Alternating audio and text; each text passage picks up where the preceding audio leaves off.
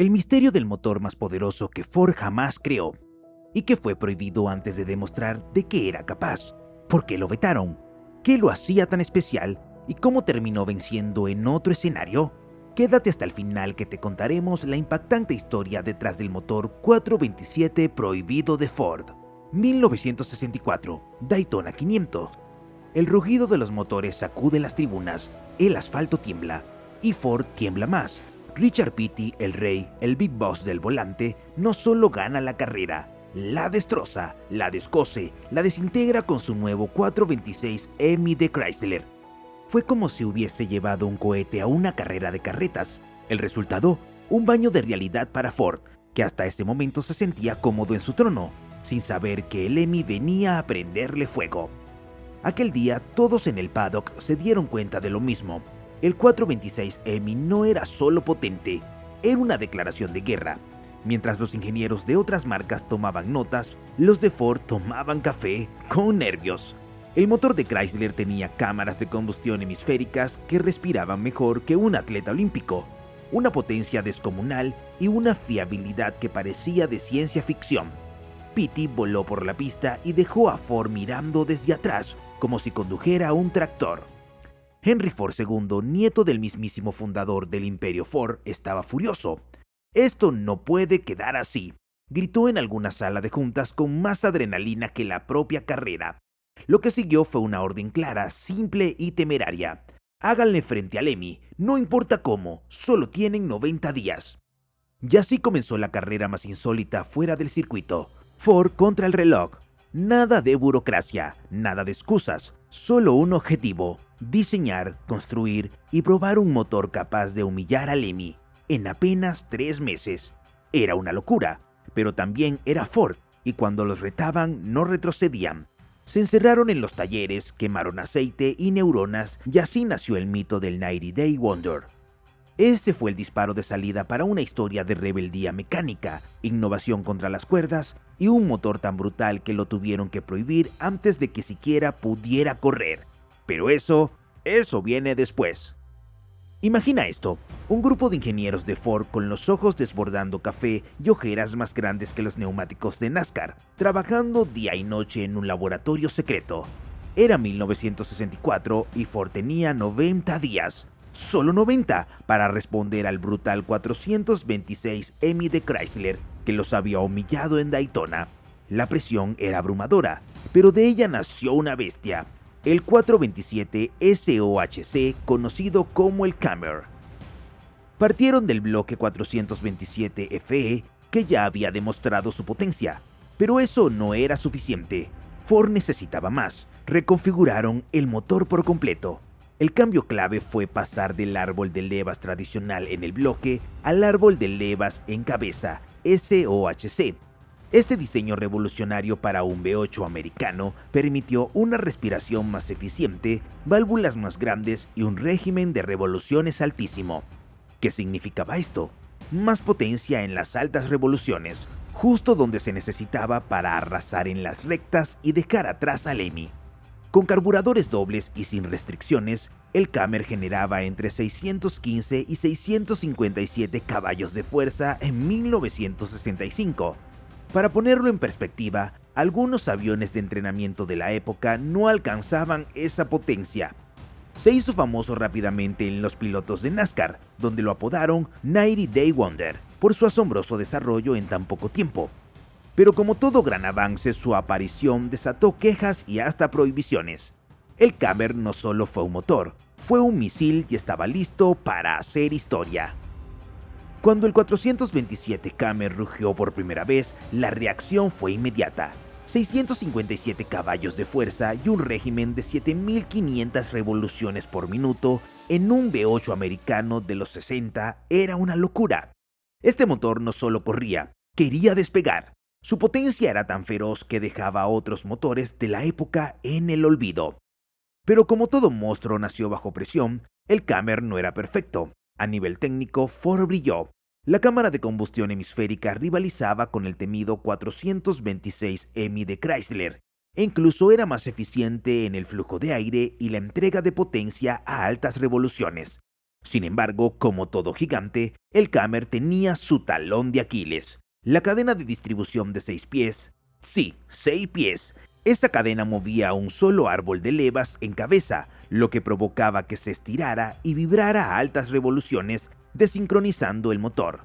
En plena carrera, esto podría ser fatal. Ford sabía que habían creado un monstruo, pero uno impredecible, así que dejaron que los equipos privados intentaran domarlo. Algunos reforzaron la cadena, otros añadieron tensores especiales y algunos inventaron sistemas de lubricación para mantener todo bajo control a altas revoluciones. Cada taller era como un laboratorio de Frankenstein. Al final, el Cammer era una bestia impresionante, pero también impredecible. En manos de un genio, era imparable.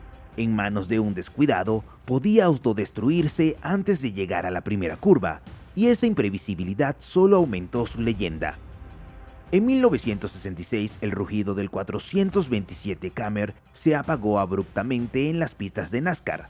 Bill Franks, el todopoderoso presidente de la serie, decidió dar un golpe de autoridad. Prohibió el motor en las competiciones. Para muchos, esto no fue solo una decisión administrativa, sino un mensaje claro. Si este motor gana, cambia todo, y eso no lo queremos. La razón oficial que se dio fue que el 427 Cammer era demasiado avanzado tecnológicamente, lo que lo hacía injusto para los equipos más pequeños. El motor tenía tantas ventajas que los equipos con menos presupuesto no podían competir. Sonaba lógico, pero muchos sospechaban que había algo más bajo la superficie.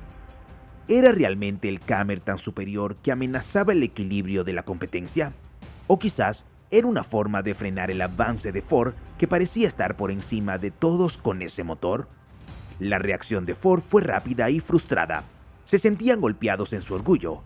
Habían invertido tiempo, recursos y esfuerzo para crear un motor de vanguardia que podía dominar las pistas, y de repente, un veto les quitaba la oportunidad de probarlo. Pero lejos de rendirse, Ford buscó alternativas y presentó otros motores para las competiciones, aunque ninguno con la misma magia del Cammer. Lo que realmente levantaba sospechas entre los fanáticos y competidores era la sincronización del veto con el ascenso del 426 Hemi de Chrysler, un motor muy competitivo, pero sin las innovaciones del Cammer. Muchos creyeron que el veto protegía a Chrysler, que competía con Ford por el dominio de las pistas. ¿Quién no preferiría ver una lucha de gigantes a una donde uno estuviera claramente por encima del resto? El debate sigue vivo. ¿Fue una jugada estratégica para proteger a Chrysler o una medida para equilibrar la competencia? Sea como sea, el miedo a perder el control de NASCAR aplastó lo que podría haber sido una de las mejores evoluciones del automovilismo. Ford, sin embargo, no se detuvo. Continuó innovando, aunque el 427 Cammer nunca volvió a ver la acción oficial. Pero el legado de poder y audacia ya estaba hecho. Tras ser vetado en NASCAR, el 427 Cammer parecía destinado a la oscuridad. Sin embargo, como todo gran motor de carreras, nunca pierde su potencial. Solo necesita encontrar el escenario adecuado. Ese escenario llega en el drag racing. Mientras las pistas de NASCAR ya no eran una opción, el National Hot Rod Association, NHRA, abrió sus puertas al motor en la clase Factory Experimental. En el drag racing, el 427 Cammer encontró su verdadera libertad. Sin las restricciones de NASCAR, el motor mostró todo lo que podía ser, hasta 657 caballos de fuerza y más de 7.500 revoluciones por minuto. Esto, en el mundo de las carreras, era como liberar a un animal salvaje en la pista. El drag racing es un terreno donde la velocidad pura es la protagonista, y el Cammer estaba listo para brillar.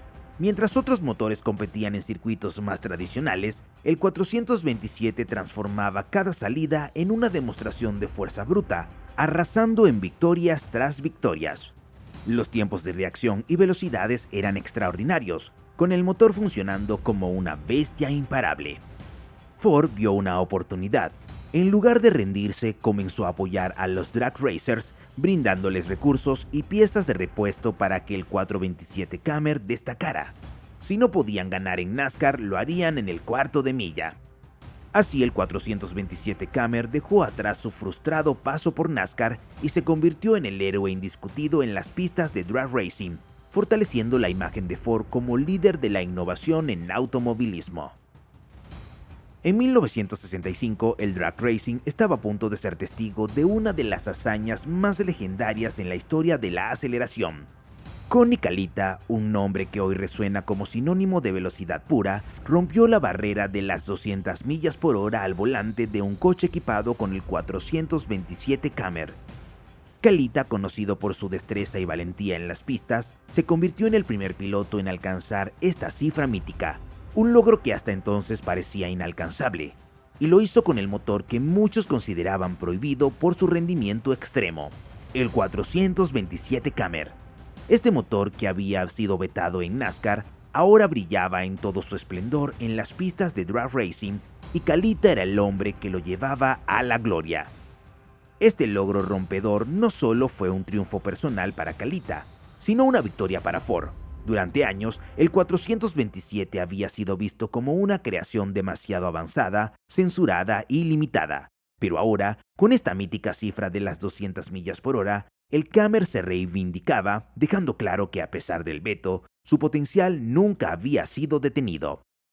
A medida que el 427 Cammer ganaba popularidad en el drag racing, los pilotos más experimentados como Ed Pink empezaron a abordar uno de los mayores puntos débiles del motor, la cadena de 6 pies que conectaba las levas. Aunque eficaz en teoría, esta cadena no siempre era lo suficientemente robusta para soportar las exigentes demandas del drag racing. Ed Pink y otros mecánicos innovadores comenzaron a reemplazar la cadena por engranajes más precisos y resistentes, lo que permitía un rendimiento más fiable y eficiente. Este cambio no solo solucionó uno de los mayores problemas del motor, sino que también permitió que el 427 Cammer superara sus limitaciones iniciales, logrando una mayor estabilidad a altas revoluciones. Con el tiempo, las mejoras tecnológicas y la creatividad de los mecánicos llevaron al 427 Cammer a un nivel superior, convirtiéndolo en un motor más fuerte y fiable que nunca, listo para dominar las pistas. Con toda esta increíble historia digna de una leyenda, este motor no solo se convirtió en un revolucionario en su tiempo, sino que también dejó una huella imborrable en la ingeniería automotriz de Ford. Su diseño de árbol de levas en cabeza sirvió de base para futuras generaciones de motores V8, incluyendo modelos icónicos como el 429 Bosch y el 460, que continuarían con la tradición de potencia y rendimiento que el Cammer había establecido.